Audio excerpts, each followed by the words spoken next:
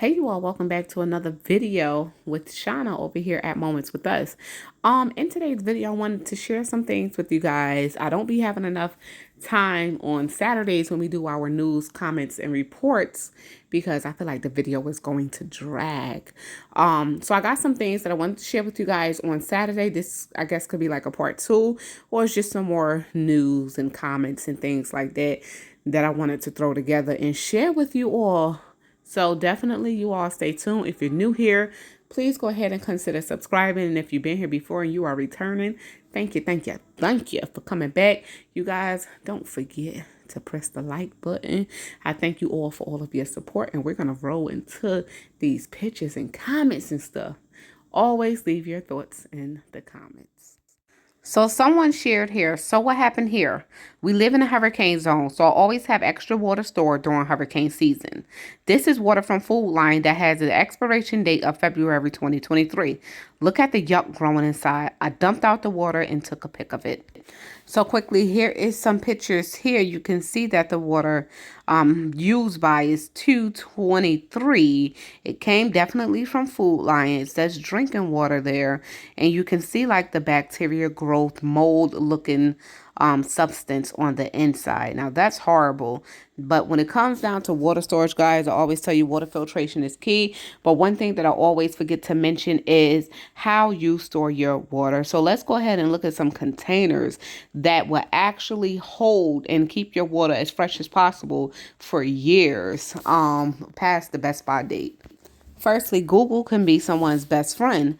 So I just simply went on the internet and typed in, how do you prepare tap water for long-term storage? Even though that was store-bought water, we're going to look at the most cost-effective way. So I'm looking up tap water. Most like for me is tap filtered water. So basically water stored in thoroughly cleaned plastic or glass containers can be chemically disinfected for long-term storage by treating each gallon with 4 to 5 drops of unscented liquid chlorine bleach. So it gets into basically telling you how much and what to do. So it's 1 teaspoon of bleach disinfects 5 gallons of water. So definitely, guys, if you're going to consider that, do it the correct way. Let's look at some jugs, the best jugs to actually store water in. So these are some of the best jugs to store water in. It's usually a dark, thicker kind of plastic container that you will want to keep your water in. Though water bottles and things are fine. Like if you're going to get store-bought water, it's definitely fine. But you have to keep your water away from the sunlight and in a dark, cool place. You can't have your plastic jugs in sunlight because trust me, the stuff, it would definitely start to gain, get bacteria and possibly open up because of the excessive heat. So definitely, you guys, when you're storing water, don't go buying a whole bunch of water and you're not going to store it correctly, because guess what? It defeats the purpose and you're gonna need water. I'm actually going to leave that page there so you guys can look more into what kind of jugs and more important information to store your water, because it's definitely should be like key, when you're stockpiling, you just never know, just in case of an emergency, if a water crisis was to happen, not only water not be accessible, but, like I think I posted this in the video, like in my area, water have been brown due to road work, as they say, and stuff like that. And you can't be using that water if it ain't filtered. It's just better to have water on the back hand. So let's read this real quick. It says, one of the easiest yet most important things you must do to prepare is store at least 2 weeks of water in your home. The majority of Americans have less than 12 hours worth of water in their home. Yet humans die after just 3 days without it. So it just goes on to say what they did, and they start researching some stuff. Like I said, this link for this particular page would be in the pinned comment down below. So when you guys want to take the time out, because this is something, like I said, it is definitely important. Take the time out to go on and read that. Yeah. People have less than 12 hours of emergency water stored in their home. That is horrible. We have to do better. We have to do better at spreading the awareness, the importance of, if you want to survive, you got to have this, you got to have that. you know, in any emergency situation, not even just due to the food shortages and stuff like that. If you, let's say something happened to you and you can't even make it to the store, or you can't even get to the door to get your delivery, or so you don't have access to water, everything shut down. We possibly face another shutdown, and you don't have access to at least water, nah, something that we can't go out like that. Get yourself some water and make sure you have more than 12 hours worth of water, okay? Do you have more than 2 weeks of water in your home right now? I do. I'm going to raise my hand because I know I do. Do you have your water filtration, in hand right now? Let's raise our hands. I know I do. Put it down in the comments down below. These are things that you actually want to think about. Some things, life just happens. We go day by day. Some things we don't have the time to actually think about. Let's just say that we got so much going on in life. We don't have the time to think about certain things. So that's why I'm making these videos for you guys. Here's the time right now. You're watching this video. Make sure you got certain things in place, because if anything was to go down, you're going to want to stay hydrated. Let's go on to the next thing. So I don't know if you guys know, but New York and New England is starting to ration heating oil before winter, guys. Winter's right here. As stockpiles slump by 70% and fears rise that families will be left in the cold. So let's talk about what families, what areas would possibly be left in the cold. I've been hearing that the heating oil have been going back up as well. People been stockpiling on this heating oil since like last year, for the people that can, because not everyone could.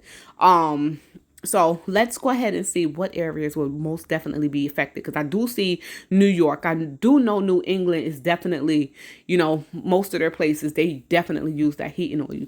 So let's see what places did they put actually. All right, so it says almost 90% of U.S. homes are primarily heated by natural gas or electricity. Heating oil and propane are regionally concentrated. So most prevalent home heating fuel by state. This is 2021. And then it says primary home heating fuel by state 2021. So we have share of the U.S. households from 2021 ACS. So 46% of people use natural gas, 41% of people use electricity, 5% of people use propane, 4% of people use heating oil, and then 3% of people use other or to none. So it says heating oil, which is chemically similar to diesel, is primarily used in New York, Pennsylvania, and in New England. I've actually heard people who is from Pennsylvania talk about the heating oil and how the price is actually climbing as well in that. So here's some more information on that as well. It's projected to cost more than $2,300 to heat a typical home with heating oil this winter. The department said about 90% of the U.S. relies on natural gas or electricity for heating. And those households can also, listen, they can also expect to see their heating bills rise. The Energy Department projects heating bills will jump 28% this winter for those who rely on natural gas, while electricity will rise about 10%. The average total cost to heat a home this winter is expected to be $931 with natural gas and $1,359 with electricity. So you guys prepare for another jump in your heating bill this upcoming winter. So if you are a renter, a homeowner, doesn't matter. If you are the person that's responsible for your, well, here in New Jersey it's the PSE&G bill, and you got to pay for your own gas, your heat, hot water, all of that good stuff, then you expect that increase this time around. I believe it went up last year as well. Correct me if I'm wrong, if there wasn't a price jump when the price went up as well on that last winter. I believe it did. I know everybody was saying that they saw a price spike in their heating bill. I know I did. It was a little, but it wasn't drastic. I'm just gonna be honest. Mine wasn't drastic. it wasn't drastic. I don't know, but we're gonna see this time around. So someone also shared that they did their monthly shopping trip yesterday. So they go on to say, I left at 10 a.m. and I didn't get back until 2. I drove halfway between my town and the next to Food Giant, no cane sugar, no turkeys, $160 for a half a cart of the basics. A big pork roast and a box of chicken livers were the only meats. Then drove all the way to the south side of town to Aldi's. They did have about 15 turkeys, so I got 2, but still no cane sugar. $125 for 2/3 of a cart of basic canned goods, breads, and turkeys. Then back to our little town. The person's kid had text that they wanted something from the store. So they ran to Harps, $70 for 2 jars of peanut butter, 2 small bags of generic frozen hash browns, 10 pounds of potatoes, a gallon of milk, and 4 1-pound boxes of butter. Talked to the meat guy at Harps and they said they're going to have 0 turkeys and don't expect to get any. The deli was completely out of all varieties of turkey and not getting any either. SEMO area. What's SEMO area? I gotta look that up because I don't know. So if y'all know what SEMO area is, let me know. Yeah, so I'm also seeing like in my local shop, right, there's times where they don't have like the lunch meat, what do you call it? The lunch meat turkey, the honey turkey, it's very, very low. I guess the next time that I'm going to ShopRite, I will kind of film that area. It's just always so crowded. So many people eat lunch meat. I don't know if you guys knew, but there was just a report out about how lunch meat have been causing a lot of the listeria or salmonella, something like that. Like it have a lot of bacteria on the lunch meat, and a lot of people been getting sick off that lunch meat lately. So y'all be careful. If I find that article, let me find it. Oh man, I couldn't just leave y'all hanging. So it says, study finds deli meat is connected to more than 90% of U.S. listeria cases. And this was from, let me check the date, guys.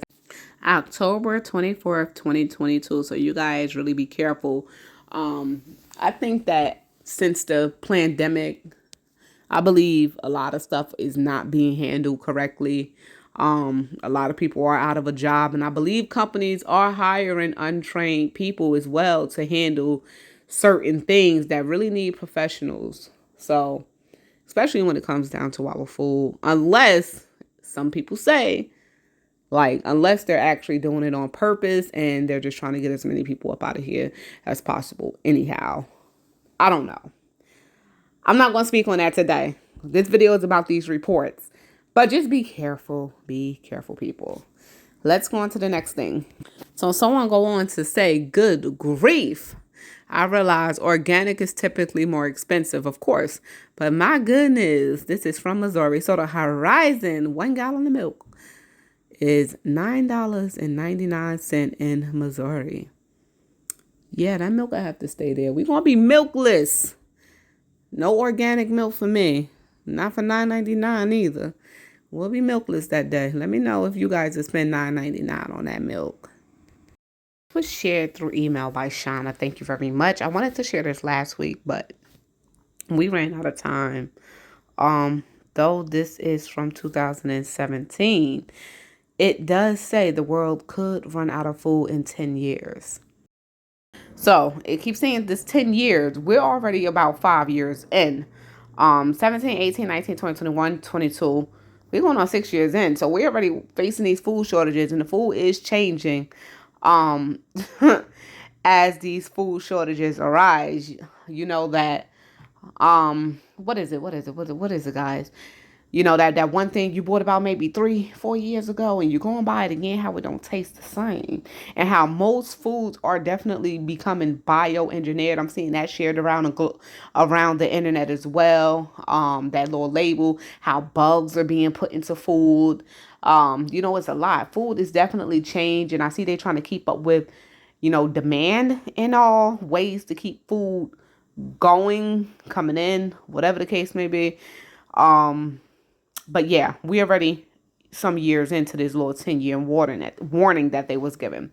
So, Grow Intelligence founder and chief executive Sarah Minker says previous calculations about food supply have focused on mass and weight, not nutritional value. And this is where things become problematic. Previously, the United Nations Food and Agriculture organizations have predicted that the world's population will reach 9.1 billion by 2050, and the world needs to produce 70% more food to feed all these extra people. Why you gotta write it like that? All these extra people. These are the people that's building up the world, right? What's all of these extra people? What's the world without all of these extra people? I mean, I'm sure you guys can name a few things. Let's keep reading. But a TED Global event in Arusha, Tanzania, Ms. Minka said if you looked at the nutritional value of current food production instead, global food security was more tenuous than original thought. According to Quartz, Ms. Minker believes the year 2023 will be the crossover point when we will no longer be able to produce enough food to feed a growing population.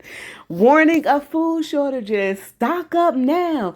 Get what you can while you can. You guys, listen, this article was from 2017. People are not up here, just running their mouth a bunch of bull. You know what I'm saying? These are real warnings for you to take heed. Guess where we're heading? I'm not going to even read this article no more. I'm also going to put this down in the a pinned comment down below with the other article. So make sure you guys check that out. Where we're headed into, I might have to do a whole nother video on this because it's taking up some time. We're headed into 2023. Food shortages. Yes, they are spreading. People who have not been seeing food shortages for this whole 2 years are now seeing food shortages. Even with the higher prices, inflation and all like that. You think these people are going to be able to afford this food? I know I won't. I've been stockpiling since the price has been reasonable. And even now, it's hard to find a sale on food shortages. Stock up while you can. There's some great stuff in the rest of this article, but I'm not going to read the rest because we are running out of time. I am hoping that you all are doing what you can do while you can do it, because this food, the world, everything around us is changing. Yes, it is. I'm going to leave this with that. I want to thank you, Shauna, for sharing this article, because the main purpose and the main point is this was written in 2017, and they gave us that date by 2023. Be prepared for this upcoming winter. That's all I'm going to say. This is Shauna checking out for Moments with Us. Listen, make sure you all are out there staying prepped, staying blessed, and staying safe, and remaining beautiful queens and kings.